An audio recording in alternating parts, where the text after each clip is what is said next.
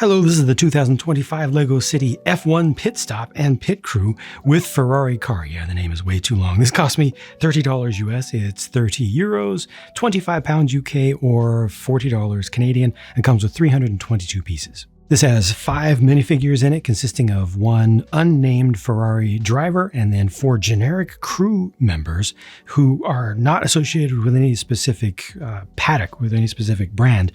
Same with the pit stop itself. So we've got a Ferrari car here, Ferrari driver, but the pit stop has the red only on it from the Formula One branding. So this is intended to be used with any car. I think the car build is nice. This is my first time looking at one of the new 2025, basically 6 wide, so regression form of open wheel race cars, going back to the old days. I mean, this is even smaller than the old Speed Champions were, relatively speaking. You know, takes up less space, has way less pieces, less stickers, but it does have a couple of prints as well. But I really feel like the build for this just felt kind of right to me for a 6+ set. Remember, this is a 6+ set. You saw it on the box. It's for kids 6 and up, so these are not supposed to be super advanced builds. But this is a print right here, and then there's a print back here for the wing as well, which feels like enough decoration. The rest of the colors are done with just, genuine building techniques, except for the wheel covers that you see there.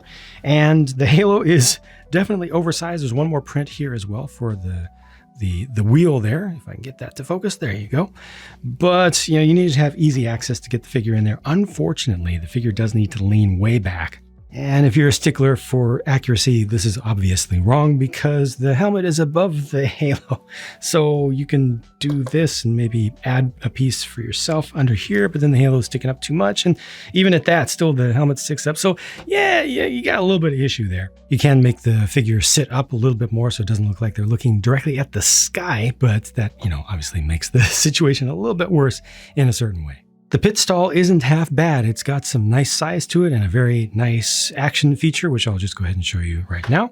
So those wings open up, and when a car comes in, they close in on. So your car would be rolling in from one side, goes up this ramp. This uses the 8x16 version of a street road plate, the modern city street road plates with ramps at either end. And then these come in and just clamp everything into place. There's a whole extra set of wheels and tires if you want to do a wheel and tire change. And these are locked in place right now, but you can just do like that. And now they're easily accessible. That is absolutely brilliant. That could not be easier to use. Lock it back in. I love that a lot. You got the timer up there showing the 1.9 second pit stop, and you got some additional. So most of the decorations you're going to see here, unlike on the car, are done with stickers. So you've got just some readouts, some terminals around there, and the F1 branding over on this side. You also have there's your little marker for where to stop, but you also have these spots for crew members to sit or stand to be ready.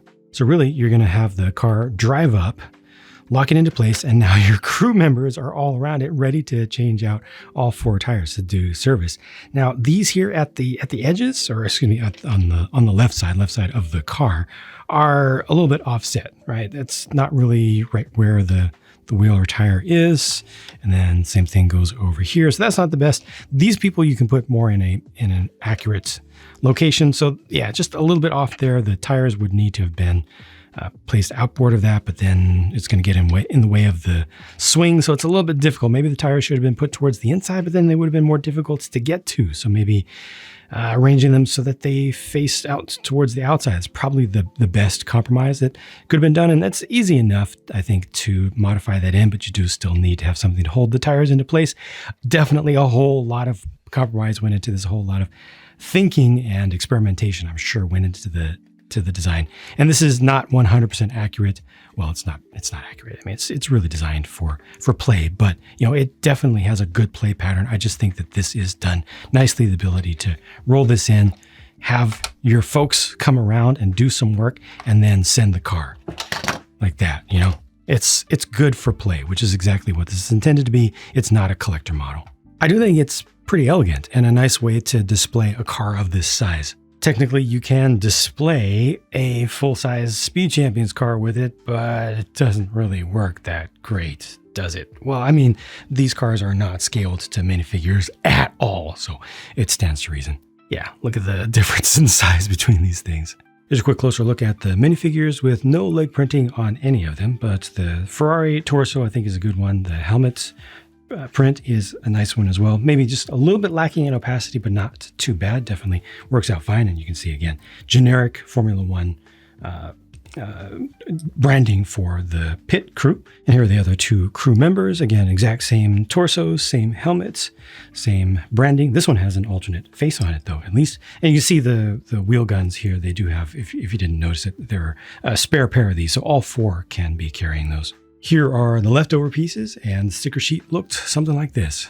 Again, this is priced at $30 US. It's 30 euros, 25 pounds UK, or $40 Canadian. For 322 pieces, you get 5 minifigures here, and you get the Ferrari branding.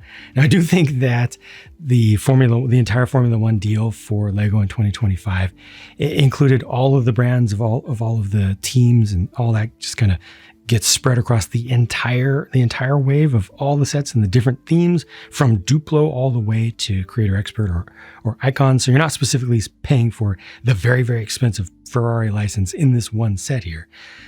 But however any of that stuff works out behind the scenes, I think that this is a good set. And I think that the value here is also very good, especially for Lego in 2025 and licensed at that. You know, this could have been more expensive. I'm glad that it isn't. I actually like this feature. The more I think about it, I like this. I think this is more genius as a play feature than this whole thing here, because this is really good, but this is just so elegant and so easy. Like, okay, it's locked and now I can get them off and they just slip right off. That's just such good thinking. I'm so glad that this was designed with play in mind. Use in mind. You know, it doesn't just have one little gimmick. It's the whole package that works together with how the figures can be placed around there and everything. The placement isn't perfect, and this is not designed like a collector set, and that's fine. It's perfectly fine. I just think it's really good for what it is. So I hope that this video has brought you some value, helped you to come to your own conclusion about it. This did sell out on lego.com within the first hour of its initial release, but it went on to back order. Other places still had it available. If you're interested in supporting the channel and what I do at no cost to you, if you're going to make a purchase of something, please consider using one of my affiliate links down in the video description.